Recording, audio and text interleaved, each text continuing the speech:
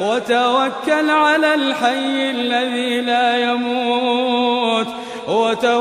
على الحي الذي لا يموت وسبح بحمده وكفى به بذنوب عباده خبيرا.